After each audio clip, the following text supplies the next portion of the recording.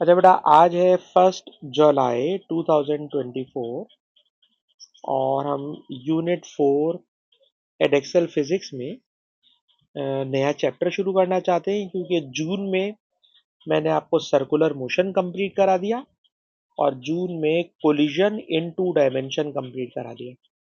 अब जुलाई में कोशिश करेंगे कि इलेक्ट्रिक और मैग्नेटिक फील्ड दोनों खत्म करा दें। तो आपके सिलेबस में मैं देखता हूँ तो हेडिंग पड़ी हुई होती है फील्ड्स।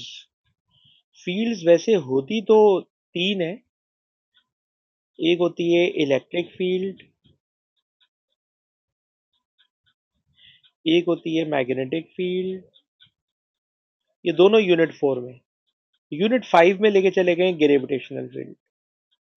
तो ग्रेविटेशनल फील्ड यूनिट 4 में नहीं है।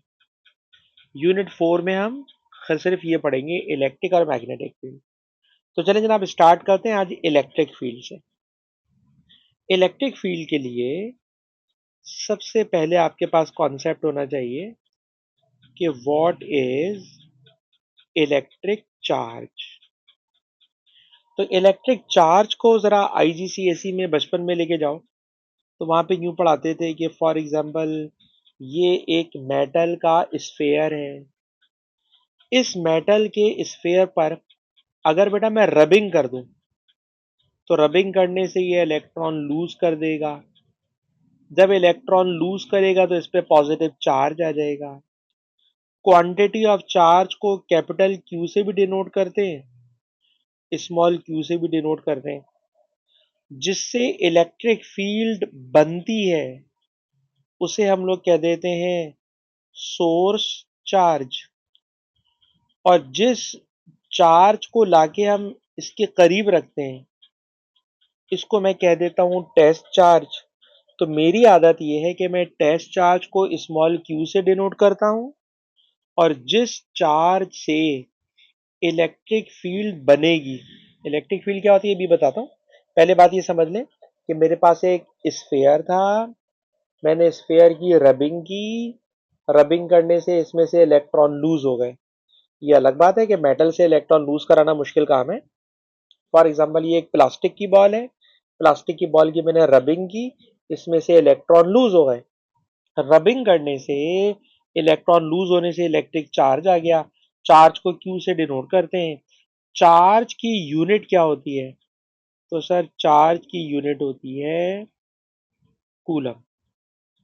सर कूलम की डेफिनेशन क्या है? तो आपके कोर्स में नहीं है, वरना एक सर्टेन क्वांटिटी ऑफ चार्ज होती है 6.02 एक्सपोनेंट 18 इलेक्ट्रॉन। कि इतने इलेक्ट्रॉन होंगे तो it is equal to 1 coulomb. वो नंबर आपके कोर्स में नहीं है, इसलिए मैंने उस नंबर को लिखा भी नहीं है, और शायद बोलते हुए में भी कोई गड़बड़ की हो। लेकिन बताना चाह रहा हूँ एक certain quantity of number of electrons को हम लोगों ने नाम दे दिया है 1 कूलम चार्ज। तो जनाब चार्ज की यूनिट होती है कूलम। ठीक है जनाब। अच्छा, एक इलेक्ट्रॉन का charge, it is the minimum charge. किसी बॉडी पर जो मिनिमम चार्ज होता है, उस मिनिमम चार्ज की वैल्यू होती है 1.6 exponent -19 coulomb. It is the least value of electric charge. और ये एक इलेक्ट्रॉन का चार्ज है। सर अगर एक इलेक्ट्रॉन का चार्ज है तो इतना है। सर अगर 2 इलेक्ट्रॉन का चार्ज होगा तो 22 को 2 से मल्टीप्लाई कर देंगे। सर 3 इलेक्ट्रॉन का चार्ज होगा तो इसको 3 से मल्टीप्लाई कर देंगे। और अगर मैं आपसे बोलूं कि मेरे पास number of electron capital N है, तो याद रखिएगा Q equal to N E. ये यूजुअली लड़कियों में नाम भी होता है एनी। तो एनी इस इक्वेशन में एन रिप्रेजेंट करता है नंबर ऑफ इलेक्ट्रॉन्स को, E is charge of electron, Q it is the total charge. और यहीं से एक और बात समझिएगा, कहते हैं किसी भी बॉडी का जो चार्ज होता है वो हमेशा इलेक्ट्रॉन के चार्ज का इंटीग्रल प्रोडक्ट होता है। क्या मतलब? अगर मैं आपसे बोलूं किसी बॉडी का जो चार्ज है वो 2.0 एक्सपोनेंट -19 है, और मैं पूछूं बताओ मैंने ये सही नंबर लिखा है या गलत, ये ऐसा पॉसिबल है या नहीं, तो आप पता क्या करोगे, इसको इलेक्ट्रॉन के चार्ज से डिवाइड कर दोगे। इलेक्ट्रॉन के चार्ज से जब आप डिवाइड करते हो तो नंबर होल नंबर में नहीं आएगा, डेसिमल में आएगा। इसका मतलब है चार्ज ये वाला हो ही नहीं सकता, यानी किसी भी बॉडी का चार्ज 2 एक्सपोनेंट माइनस 19 नहीं हो सकता। हर बॉडी का चार्ज इलेक्ट्रॉन के चार्ज का, इस एलिमेंट्री चार्ज का इंटीग्रल प्रोडक्ट होता है। इंटीग्रल प्रोडक्ट होता है किसी भी बॉडी का चार्ज इलेक्ट्रॉन के चार्ज का इंटीग्रल प्रोडक्ट होता है। इस चीज को जब मैं क्वेश्चन कराऊंगा तो वहां पे और एक्सप्लेन करूंगा, वहां पे आपको ये देगा, किसी बॉडी का चार्ज देके पूछेगा बताइए ये चार्ज सही है या गलत है, तो वहां पे मैं आपको और एक्सप्लेन कर दूंगा। अलबत्ता मुझे याद आता है कि Q equal to N E, ये हम लोग करंट इलेक्ट्रिसिटी के चैप्टर में भी आपको पढ़ा चुके होते हैं, जब ड्रिफ्ट वेलोसिटी वाला फार्मूला पढ़ा रहे होते हैं, तो ये फार्मूला पुराना है। आगे चलते हैं। A2 की फिजिक्स में सर कोई नया फार्मूला, कोई नया टॉपिक? जी हाँ, नया टॉपिक है आज की क्लास का।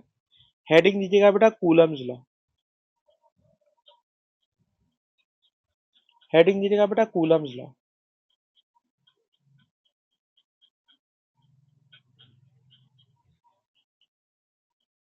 हेडिंग है बेटा कूलम्स लॉ। सर ये कूलम्स लॉ क्या चीज है, तो जरा कूलम्स लॉ देखिएगा। सर कूलम्स लॉ ये है कि अगर मेरे पास दो मेटल स्फेयर हो, बेटा ये पहला मेटल स्फेयर है। मेटल क्या है, दो स्फेयर्स है। किस चीज का बना हुआ है इसमें हमें कोई इंटरेस्ट नहीं है। सर ये दो स्फेयर्स हैं, इन दो स्फेयर्स के ऊपर फॉर एग्जांपल मैंने रबिंग की, या इलेक्ट्रिक चार्ज प्रोड्यूस करने के और तरीके भी हैं रबिंग के अलावा। क्या सर, इस ये जो स्फेयर है, इस स्फेयर को किसी बैटरी के पॉजिटिव से कनेक्ट कर दें तो इस पर पॉजिटिव चार्ज आ जाएगा, इसको नेगेटिव से कनेक्ट कर दें इस पर नेगेटिव चार्ज आ जाएगा। तो जब किसी बैटरी से कनेक्ट करते हैं तो बैटरी से कनेक्ट करने पर कंडक्शन से चार्ज आ जाता है। तो चार्ज प्रोड्यूस करने के तीन तरीके हैं। रबिंग करने से इलेक्ट्रॉन का ट्रांसफर होना चार्ज पैदा कर देता है, किसी सोर्स से कनेक्ट कर दें तो कंडक्शन से चार्ज पैदा हो जाता है। कोई तीसरा मेथड हादी आपको याद आता है आईजीसीएसई में इलेक्ट्रिक चार्ज प्रोड्यूस करने का कोई मेथड? अगर मेरे पास कोई मेटल की रॉड हो और मैं आपसे कहूं कि इस मेटल की रॉड के ऊपर पॉजिटिव चार्ज है, तो ये पॉजिटिव चार्ज क्या करेगा, मैं टच नहीं कर रहा सर, ये सारे इलेक्ट्रॉन्स को अपने करीब बुला लेगा। इलेक्ट्रॉन करीब आ गए तो नीचे नेगेटिव चार्ज आ गया, जहां से इलेक्ट्रॉन भाग गए वहां पे पॉजिटिव चार्ज आ गया। इस प्रोसेस को बोलते हैं इंडक्शन। टच करे बगैर चार्ज पैदा करना इंडक्शन, और जब हम टच करके चार्ज पैदा करते हैं तो इट इज कॉल्ड कंडक्शन। तो पूरी बात ये बनी कि आईजीसीएसई में पढ़ाते थे किसी बॉडी पर इलेक्ट्रिक चार्ज प्रोड्यूस करने के तीन मेथड हैं। रबिंग करोगे इलेक्ट्रॉन ट्रांसफर होंगे, चार्ज पैदा हो जाएगा। किसी बैटरी से कनेक्ट कर दो, कंडक्शन होगा, चार्ज पैदा हो जाएगा। किसी चार्ज बॉडी को करीब लेकर आओ, टच नहीं करना, सिर्फ करीब लेकर आओ, तो इलेक्ट्रॉन अरेंज हो जाएंगे, इट इज कॉल्ड इंडक्शन। तो खैर ये मैंने एक्स्ट्रा पढ़ाया है ताकि आप ये चैप्टर पढ़ें तो आपको पता हो कि चार्ज कैसे पैदा होता है। तो ये दो स्फेयर है, इन दोनों स्फेयर्स के ऊपर चार्ज मौजूद है। कैसे आया हमें इसमें इंटरेस्ट नहीं है। इसका चार्ज Q1 है, इसका चार्ज Q2 है। फॉर एग्जाम्पल ये पॉजिटिव है, फॉर एग्जाम्पल ये भी पॉजिटिव है, तो सर ये दोनों एक दूसरे को कर रहे होंगे रिपेल। जब ये दोनों एक दूसरे को रिपेल करेंगे तो इस रिपल्जन की जो फोर्स है, उस फोर्स के बारे में कूलम नामी साइंटिस्ट ने हमें एक लॉ दिया है।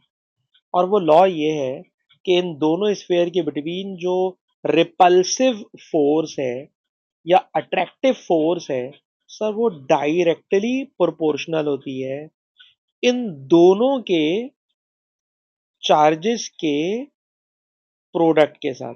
क्या मतलब, दोनों स्फेयर पे चार्ज ज्यादा होगा तो दोनों के बिटवीन फोर्स ज्यादा होगी, और दोनों पे अगर इलेक्ट्रिक चार्ज कम होगा तो दोनों के बिटवीन फोर्स ऑफ अट्रैक्शन या रिपल्जन भी कम होगी।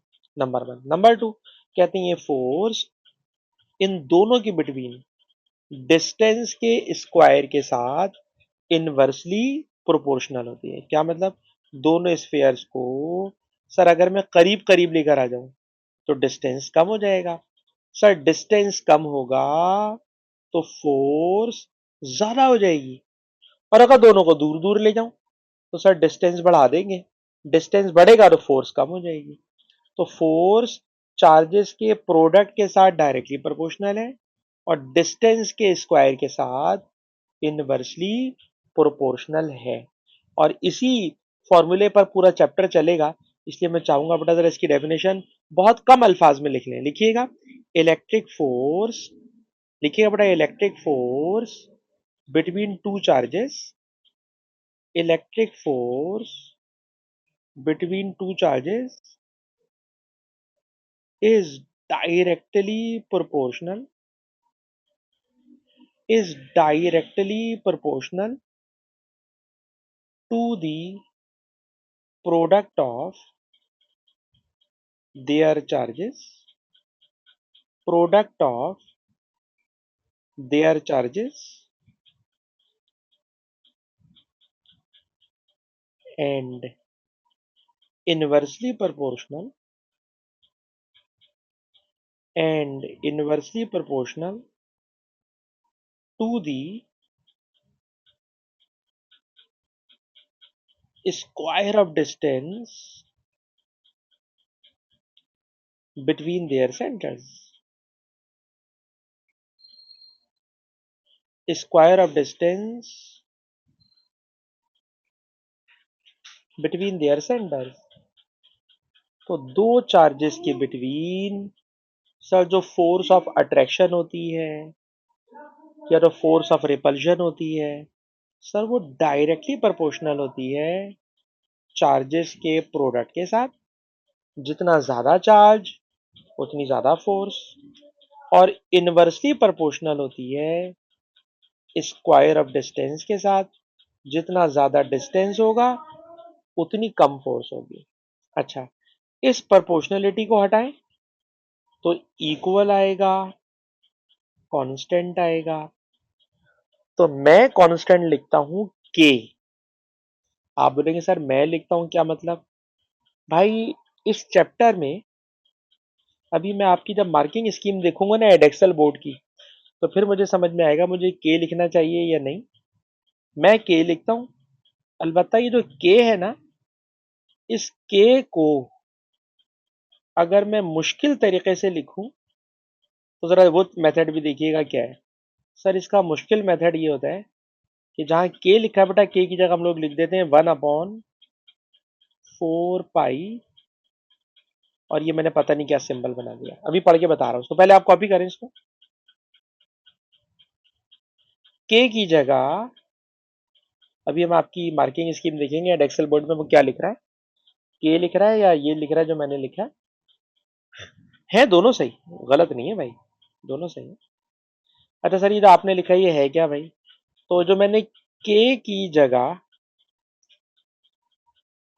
लिखा भाई 1/4 पाई, सी बनाना, सी में एक बीच में लाइन बनाना, तो इसको हम लोग पढ़ते हैं एप्सिलॉन। इसको पढ़ते हैं बेटा एप्सिलॉन। इसके नीचे छोटा सा जीरो बनेगा, जीरो को पढ़ते हैं नॉट, तो ये बन गया एप्सिलॉन नॉट। ठीक है बेटा, क्या बन गया ये? एप्सिलॉन नॉट बन गया। ठीक, नाम क्या है इसका? तो मैं अभी इसको ना लंबी नहीं करना चाह रहा, नाम वाम बताने में रुक जाए, इसको लंबी लंबी नहीं करें। अभी हम आपकी मार्किंग स्कीम में पहले देख लेंगे उसने क्या मेथड यूज किया है, ये यूज कर रहा है या ये यूज कर रहा है।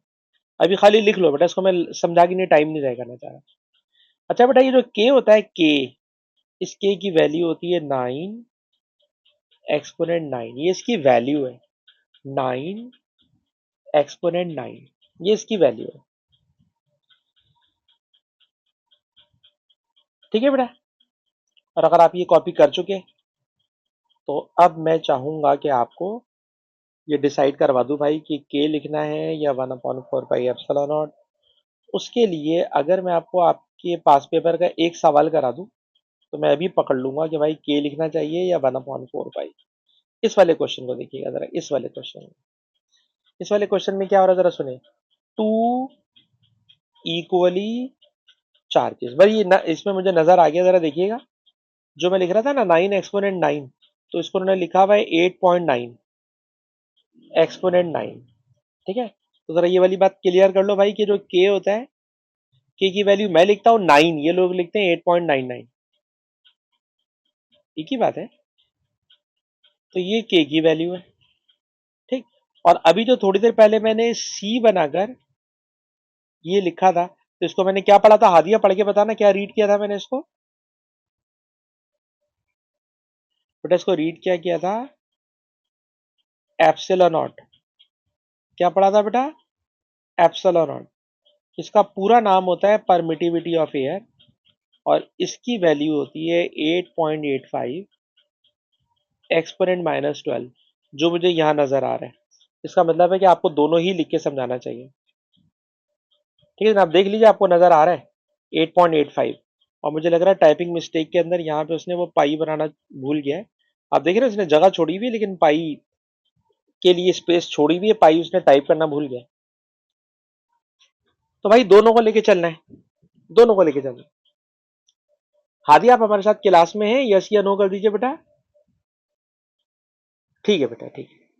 तो कहना ये चाह रहा था कि के का नाम होता है कूलम कांस्टेंट, वैल्यू होती है 8.99 या 9 एक्सपोनेंट 9।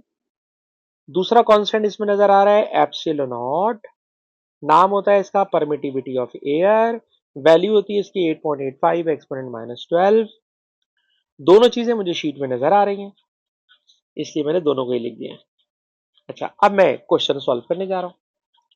क्वेश्चन सॉल्व करने के लिए मुझे जगह चाहिए ज्यादा, और इतनी जगह मुझे यहाँ इसमें नजर आ नहीं रही। तो अगर मैं इसको यहाँ से कट कर लूँ, और कट करके इसको यहाँ पर पेस्ट करने के लिए क्या करें भाई? चलिए शुक्र है, पेस्ट करने में आ गया। ठीक है जी।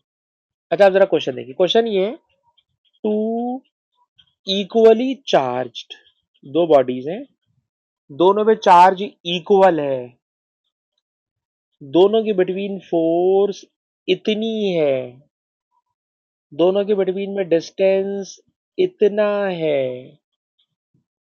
क्वेश्चन है चार्ज बताएं, चार्ज आपने बताना है।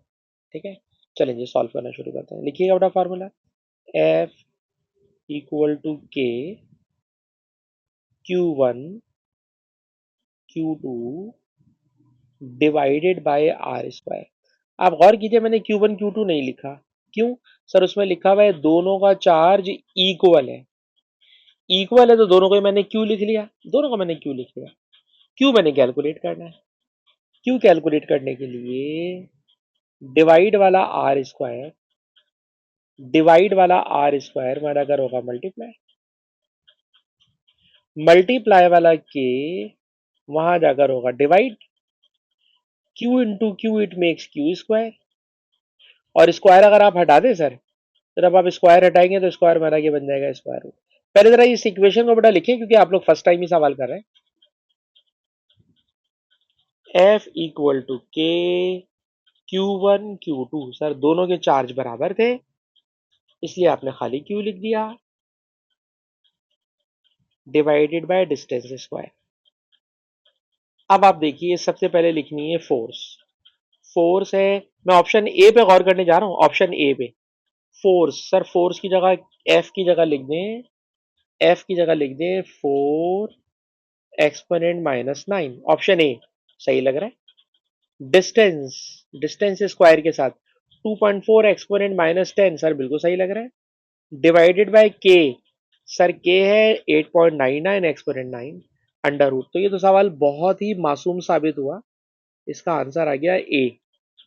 और इसने हमें ये सिखा दिया कि आप इस क्वेश्चन को करते वक्त अगर चाहें तो के की जगह 8.99 एक्सपोनेंट 9 भी कर सकते हैं, लेकिन नीचे वाले ऑप्शन देख के मुझे लग रहा है कि आपको 4 पाई एप्सिलॉन नॉट वाले ऑप्शन भी सिखाना तो पड़ेगा, सिखाना तो चाहिए। खैर, सवाल बहुत ही आसान हो गया। क्या मोहम्मद ये सवाल आपको समझ में आ गया बेटा? बिल्कुल सीधा सवाल है मोहम्मद। ठीक है जी, बिल्कुल ही सीधा सवाल है। अच्छा जी, अब हम वापस चलते हैं। अब हम वापस आ जाते हैं अपने लिखने वाले पेज के ऊपर, नोट्स के अंदर। तो जनाब हमारे पास फार्मूला है एफ इज इक्वल, हाँ बेटा बोले बोले।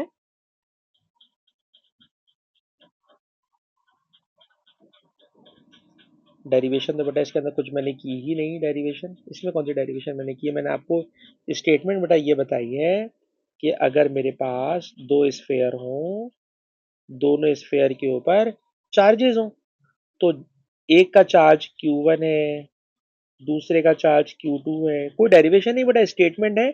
हमें कूलम ने ये बताया है कि इन दोनों चार्जेस के बिटवीन में जो फोर्स होती है उसका फॉर्मूला होता है K Q1 Q2 distance square. समझाने के लिए मैंने थोड़ी लंबी कर दी और मैंने यूं कहा कि दोनों पे चार्ज कम होगा तो दोनों का प्रोडक्ट कम बनेगा तो फोर्स कम होगी, और दोनों पे चार्ज ज्यादा होगा तो दोनों का प्रोडक्ट ज्यादा बनेगा तो फोर्स ज्यादा होगी। तो फोर्स चार्जेस के प्रोडक्ट के साथ directly proportional. Distance, sir distance के साथ इनवर्सली, मतलब अगर दोनों स्फीयर को करीब करीब कर दूं, डिस्टेंस कम होगा तो फोर्स ज्यादा हो जाएगी, और दोनों को दूर दूर ले जाऊं, डिस्टेंस ज्यादा हो जाएगा। किसी भी चीज को दूर ले जाते हैं उनके दरमियान फोर्स कम हो जाती है। It is called inverse square law. तो बेटा स्टेटमेंट है कूलम्स लॉ की जो बेटा मैंने यहां लिखी कि फोर्स डायरेक्टली प्रोपोर्शनल है। दो स्फेयर्स, दो चार्जेस के बिटवीन फोर्स डायरेक्टली प्रोपोर्शनल है चार्जेस के प्रोडक्ट के साथ, और इनवर्सली प्रोपोर्शनल है स्क्वायर ऑफ डिस्टेंस के साथ। तो आयमा आपको ये बात समझ में आई कि अगर दो स्फेयर के बिटवीन डिस्टेंस बदलूंगा तो फोर्स बदल जाएगी, और दोनों चार्जेस की क्वांटिटी बदलूंगा तो फोर्स बदल जाएगी। तो फोर्स का फॉर्मूला बेटा क्या है? के Q1 Q2 upon are square. Statement है बेटा, कोई डेरिवेशन नहीं है इसमें। आयमा आगे चले। हाँ, और ये वाली बात भी मैंने बताई कि मैंने के लिखा है, और सम टाइम के की जगह आप देखोगे कि वो लोग लिख रहे होंगे 1/4 पाई एप्सिलॉन नॉट। याद करना है कि के की वैल्यू 9 एक्सपोनेंट 9 भी है, और के की वैल्यू इतनी खतरनाक तरीके से भी लिखी जाती है। अब ये डिपेंड करेगा, हम जब क्वेश्चन देखेंगे तो फिर वहां डिसाइड करेंगे कि मुझे के लिखना चाहिए ताकि 9 एक्सपोनेंट 9 से जल्दी से काम निकाल लूं, या लंबी करने की जरूरत है। जैसे भी लास्ट क्वेश्चन था इतने आराम से हो गया, मुझे आगे जाना ही नहीं पड़ा। लेकिन अगर ऑप्शन ए सही नहीं होता तो फिर मुझे आगे वाले ऑप्शन में जाके 4 पाई एप्सिलॉन नॉट वाले आंसर भी क्रॉस चेक करना पड़ जाते। ठीक है। अच्छा जी, पहला टॉपिक हो गया, जिसके भी क्वेश्चन करना बाकी है। पहला टॉपिक हो गया, पहले टॉपिक का नाम था कूलम्स लॉ। आगे चलिए, नेक्स्ट हेडिंग है बेटा इलेक्ट्रिक फील्ड। नेक्स्ट हेडिंग है बेटा इलेक्ट्रिक फील्ड, जो इस चैप्टर का नाम है।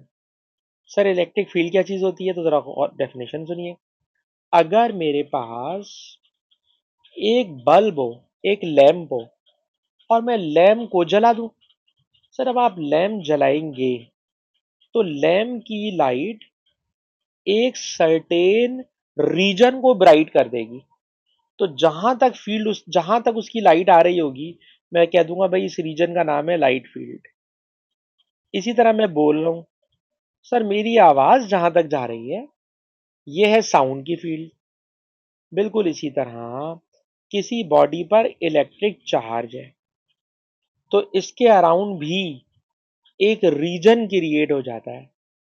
एक ऐसा रीजन क्रिएट हो जाता है कि उस रीजन में अगर आप दूसरा पॉजिटिव चार्ज लाके रखोगे तो ये पहला चार्ज इसको उठा के बाहर फेंक देगा, या नेगेटिव चार्ज लाके रखोगे तो इसको अट्रैक्ट कर लेगा। लेकिन अगर इस रीजन के बाहर चला जाऊं तो ना अट्रैक्ट करेगा ना रिपेल करेगा। तो अभी मैंने ऊपर आपसे कहा था कि जिस से इलेक्ट्रिक फील्ड बनती है उससे कहते हैं सोर्स चार्ज, और जिसको लाके रखते हैं उसको कहते हैं टेस्ट चार्ज। मेरी आदत है कि मैं सोर्स को कैपिटल क्यू से लिखता हूं, मेरी आदत है मैं टेस्ट चार्ज को स्मॉल क्यू से लिखता हूं। तो आप जरा वर्डिंग सुनिएगा। कोई सोर्स चार्ज कैपिटल क्यू है, इस कैपिटल क्यू के अराउंड वो रीजन जिसमें एक दूसरा चार्ज आइदर अट्रैक्ट होता है और रिपेल्ड होता है, वो रीजन जिसमें test charge electric force experience कर सकता है, उस रीजन का नाम होता है इलेक्ट्रिक फील्ड। तो इलेक्ट्रिक फील्ड क्या चीज है बेटा? डेफिनेशन लिखिएगा। इलेक्ट्रिक फील्ड है the region, electric field region है the region in which a test charge,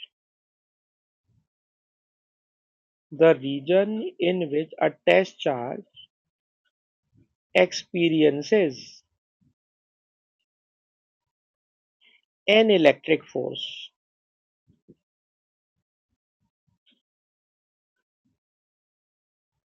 is called electric field.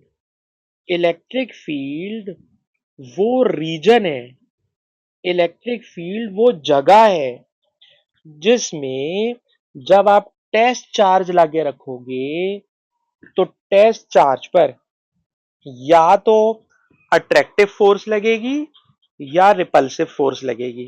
तो वो रीजन जिसमें कोई test charge electric force experience करता है उस रीजन का नाम होता है इलेक्ट्रिक फील्ड। आयमा, आप हमें बता सकती हैं व्हाट इज इलेक्ट्रिक फील्ड बेटा? आयमा, वो व्हाट इज इलेक्ट्रिक फील्ड? क्या समझ में आया क्या होती है electric field? Electric field sir वो जगह होती है जिसमें टेस्ट चार्ज लाके रखूं तो उस पे लगती है electric force. Sir electric field chapter का नाम है बेटा, चैप्टर का नाम नहीं आता होगा तो हम चैप्टर कैसे पढ़ेंगे? इलेक्ट्रिक फील्ड वो जगह होती है जिसमें टेस्ट चार्ज लाके रखो तो उस पे लगती है इलेक्ट्रिक फोर्स। तो वो रीजन जिसमें test charge electric force experience कर रहा है उसी रीजन का नाम है इलेक्ट्रिक फील्ड। जी Ayma, what is electric field?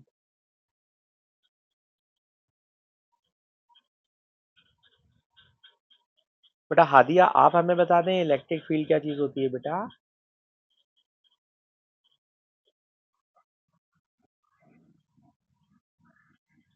बस इतनी सी बात है, अब मुझे नहीं पता या तो आयमा का माइक्रोफोन नहीं चल रहा, वरना इतनी आसान सी बात आयमा को यकीनन समझाना कोई मुश्किल बात नहीं होती। आयमा बेटा, माइक्रोफोन का इशू है या समझ में नहीं आ रही बात? आयमा बेटा,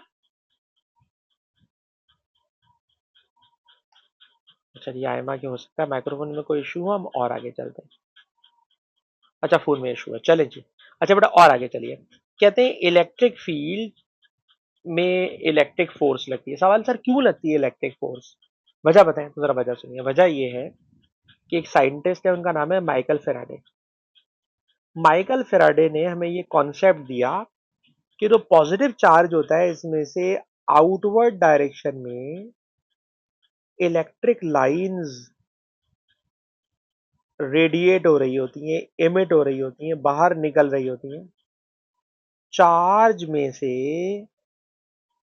इलेक्ट्रिक लाइंस सर बाहर निकल रही होती है, इलेक्ट्रिक लाइंस बाहर निकल रही होती है। ठीक है, अगर पॉजिटिव चार्ज, और अगर नेगेटिव है तो सर अगर नेगेटिव होगा ना तो इलेक्ट्रिक लाइंस अंदर आ रही होंगी।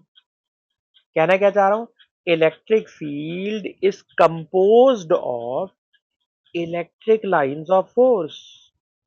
Electric field is composed of electric lines of force, और ये इलेक्ट्रिक लाइंस आउटवर्ड डायरेक्शन में होती हैं फ्रॉम पॉजिटिव चार्ज। अगर चार्ज पॉजिटिव होगा तो आउटवर्ड डायरेक्शन में होंगी, और अगर नेगेटिव डायरेक्शन में नेगेटिव चार्ज होगा तो इनवर्ड डायरेक्शन में होंगी, वाइस वर्सा। तो इलेक्ट्रिक लाइंस निकल रही होती हैं, इन्हीं इलेक्ट्रिक लाइन से जरा गौर कीजिएगा। ये बताइए कि ये एक चार्ज है, ये दूसरा चार्ज है। अगर मैं आपसे पूछूं कि बताइए पॉजिटिव चार्ज को रिपेल करता है, बचपन से पढ़ लें सवाल क्यों करता है रिपेल, तो सुनिए। सर पॉजिटिव से इलेक्ट्रिक लाइन बाहर आएगी, सर पॉजिटिव से इलेक्ट्रिक लाइन बाहर आएगी, सर दोनों की डायरेक्शन अपोजिट है, और अब दोनों की डायरेक्शन अपोजिट है तो ये दोनों एक दूसरे को क्या करेंगे, रिपेल करेंगे। बिल्कुल इसी तरह अगर ये दोनों नेगेटिव हो, दोनों नेगेटिव हो, तो सर दोनों नेगेटिव होने में दोनों में इलेक्ट्रिक लाइंस अंदर की तरफ आएगी। लेकिन अगर एक पॉजिटिव हो और एक नेगेटिव हो, तो पॉजिटिव से आउटवर्ड, नेगेटिव में इनवर्ड। तो जहां सेम डायरेक्शन में लाइंस जा रही हैं, तो these charges begin to attract. और जहां अपोजिट डायरेक्शन में इलेक्ट्रिक लाइनें जा रही हैं, तो दे रिपेल ईच अदर। तो सर, जब दो बॉडीज पर इलेक्ट्रिक चार्ज सेम नेचर का होता है, लाइक चार्जेस होते हैं, एक जैसे चार्जेस होते हैं, तो दे रिपेल ईच अदर। और जब अपोजिट चार्ज होता है, तो दे अट्रैक्ट ईच अदर। और अभी मैं आपको क्वेश्चंस दिखाऊंगा, तो उन क्वेश्चंस में वो आपसे डायग्राम पूछते हैं कि बताइए कौन सी डायग्राम सही है। उस डायग्राम को अगर मैं दिखाने की कोशिश करूं, तो मुझे ज्यादा अच्छा ये लगता है कि अगर मैं आपको ये वाली एनिमेशन दिखा दूं।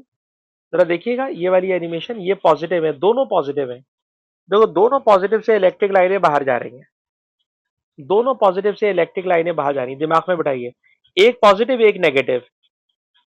तो देखिएगा, एक पॉजिटिव एक नेगेटिव, ये डिजाइन बनेगा पॉजिटिव नेगेटिव का। अपोजिट चार्जेस ये वाला डिजाइन बनाइएगा। अपोजिट चार्जेस ये वाला डिजाइन बनाइएगा। अच्छा, एक और चीज ध्यान में रखिएगा, जो अभी मैंने आपको एनिमेशन दिखाई, इसमें दोनों पे ना चार्ज की क्वांटिटी सेम है। सेम क्वांटिटी ऑफ चार्ज, तो सेम डिजाइन की इलेक्ट्रिक फील्ड बन रही है। दोनों पर क्वांटिटी ऑफ चार्ज बराबर है। लेकिन अभी मैं आपको दिखाता हूं कि अगर एक पे चार्ज कम हो और एक पे ज्यादा हो, तो इस एनिमेशन में मुझे लगता है वो चीज नहीं आई है। अच्छा, इस एनिमेशन में वो चीज नहीं आई है, ठीक है ना।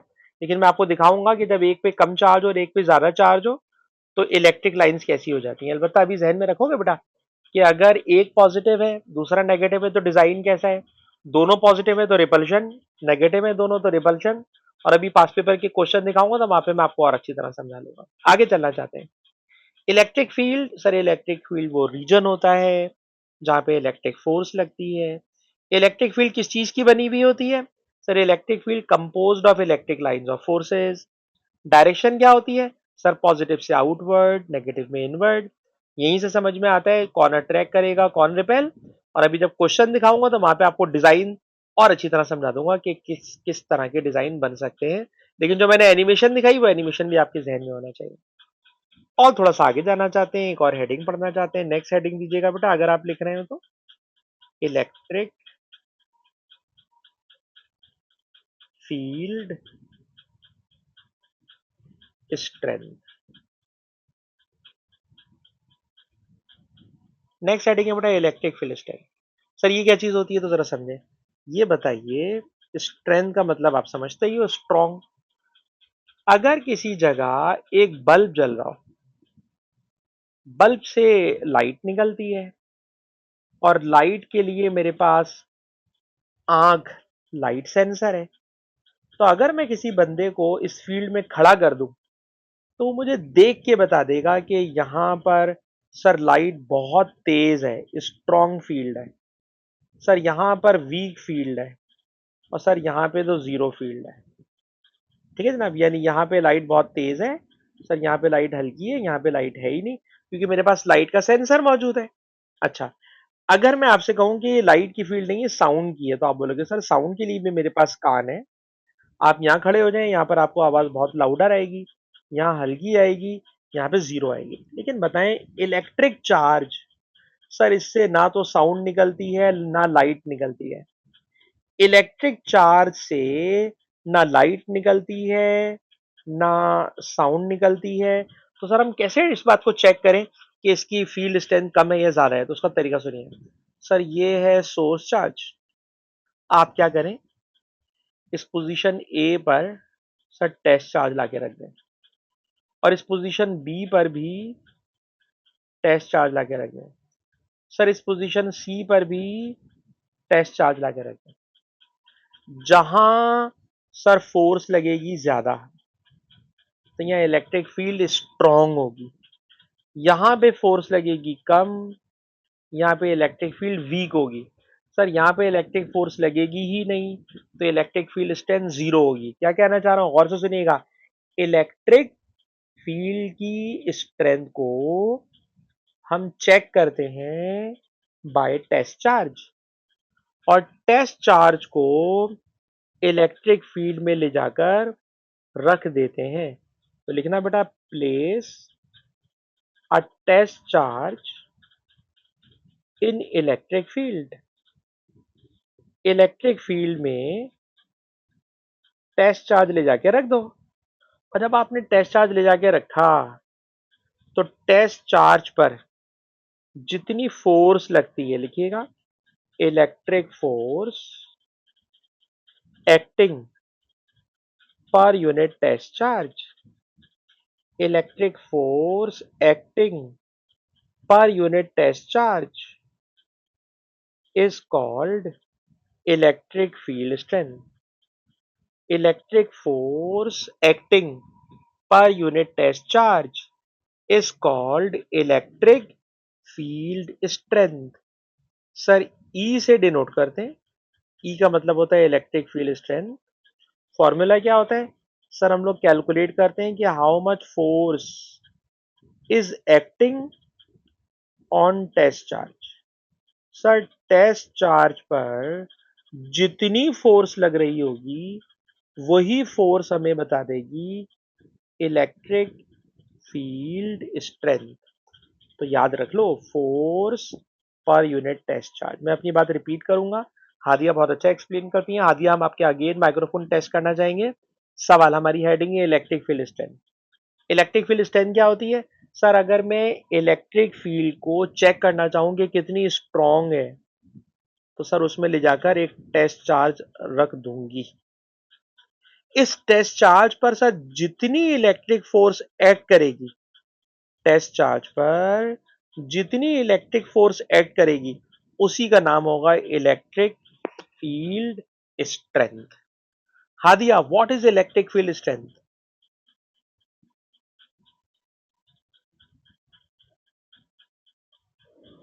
एक टेस्ट चार्ज को इलेक्ट्रिक फील्ड में ले जाके रख दें, टेस्ट चार्ज को इलेक्ट्रिक फील्ड में ले जाके रख दें, तो electric force acting per unit test charge. अब आप बोलिए बेटा। हादिया, मैं खामोश हूं, बोलिए।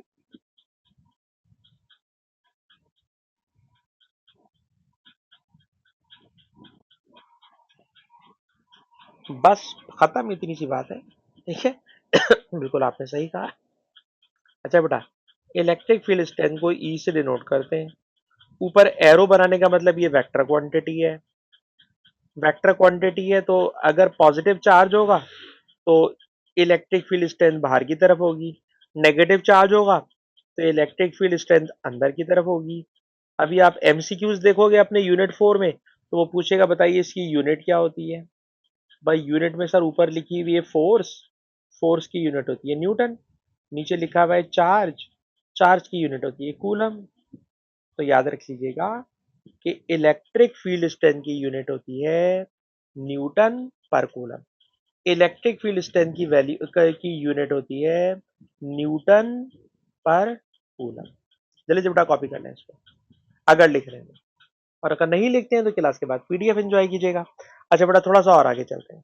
आगे कुछ यूं है कि फॉर एग्जाम्पल मैं आपसे कहूं कि सर ये इलेक्ट्रिक फील्ड है, इसमें ये सोर्स चार्ज है, इससे इलेक्ट्रिक फील्ड बन रही है। मैं आपसे इस जगह पर इलेक्ट्रिक फील्ड स्ट्रेंथ कैलकुलेट करना चाहता हूं। ये जगह सर इस सेंटर से, सर ये जगह इस सेंटर से आर डिस्टेंस दूर है, और मैं चाहता हूं कि मैं टेस्ट चार्ज यूज ना करूं। अभी देखिएगा बहुत सारे सवालों में यही करेगा, वो टेस्ट चार्ज नहीं देगा और बोलेगा भाई टेस्ट चार्ज मेरे पास नहीं है, टेस्ट चार्ज के बगैर इलेक्ट्रिक फील्ड स्ट्रेंथ कैलकुलेट करके बताओ। तो जरा एक क्वेश्चन लिखिएगा बेटा। क्वेश्चन क्वेश्चन है, व्हाट इज ई। अब मैं पूरी स्पेलिंग नहीं लिख रहा, what is E near an isolated charge. Isolated का मतलब अकेला चार्ज। कोई अकेला चार्ज है, उसके आसपास कोई दूसरा टेस्ट चार्ज मैंने नहीं रखना। मेथड ये कि टेस्ट चार्ज से करते हैं, पर मैं बोला भाई टेस्ट चार्ज को हटाएं। सर क्यों हटाएं? ओ भाई, जब मैं टेस्ट चार्ज लाके रखता हूं ना बेटा, गौर से कॉमन सेंस सोचना, इस सोर्स से इलेक्ट्रिक फील्ड पहले से बन रही थी, जब तुम टेस्ट चार्ज लाके रखोगे तो बेटा सोचो वो भी तो एक इलेक्ट्रिक फील्ड बना देगा और वो नई फील्ड ओरिजिनल फील्ड को खराब कर देगी। तो मैं कोई ऐसा फार्मूला ड्राइव करना चाहता हूं, आयमा फार्मूला ड्राइव करने जा रहा हूं, एक ऐसा फार्मूला ड्राइव करना चाहता हूं जिसमें टेस्ट चार्ज की जरूरत ना पड़े, मैं टेस्ट चार्ज को यूज करना नहीं चाहता। तो क्या करूं, तो जरा देखिएगा। आप कहेंगे सर पहले शुरू तो आपको इसी से करना पड़ेगा, बेसिक फार्मूले से। बेसिक फार्मूला है E is equal to F upon Q. आप देखिएगा मैंने एफ और क्यू को थोड़ा तोड़ के लिख दिया है। E is equal to F upon Q, F और क्यू को तोड़ के लिख दिया है। इस एफ की जगह कूलम्स लॉ लगा दो। लगाना बेटा एफ की जगह कूलम्स लॉ। सर एफ की जगह जब आप कूलम्स लॉ लगाएंगे ना तो बनेगा के source charge test charge distance square. ये मैंने एफ की जगह लिखा है भाई, सिर्फ एफ की जगह लिखा है। इस वाले 1 अपॉन क्यू को मैंने अभी कुछ भी नहीं करा। और अब आप नोट कीजिए कि इस वाले क्यू से क्यू खत्म हो गया। और ये वो फॉर्मूला है जो इस चैप्टर में बहुत इस्तेमाल होगा। और ये फॉर्मूला हमें बस सिखाता है कि अगर आपको कूलम कांस्टेंट आता हो, अगर आपको सोर्स चार्ज पता हो, तो आप जो डिस्टेंस लिखोगे उस डिस्टेंस के कॉरिस्पॉन्डिंग इलेक्ट्रिक फील्ड स्ट्रेंथ आपको मिल जाएगी। इलेक्ट्रिक फील्ड स्ट्रेंथ आपको मिल जाएगी। ये वो फॉर्मूला है जब सिंगल चार्ज से इलेक्ट्रिक फील्ड स्ट्रेंथ कैलकुलेट करते हैं। ये वो फॉर्मूला है जब हम सिंगल चार्ज से इलेक्ट्रिक फील्ड स्ट्रेंथ कैलकुलेट करते हैं। ठीक, रिकॉर्डिंग को बड़ा स्टॉप कर रहा हूँ, 10 मिनट बाकी है। 10 मिनट में मैं पूरा चैप्टर दोबारा जो मैंने पढ़ाया रिवाइज कराऊंगा, फिर हम इस क्लास को खत्म करेंगे। रिकॉर्डिंग बटा मैं बंद कर रहा हूं।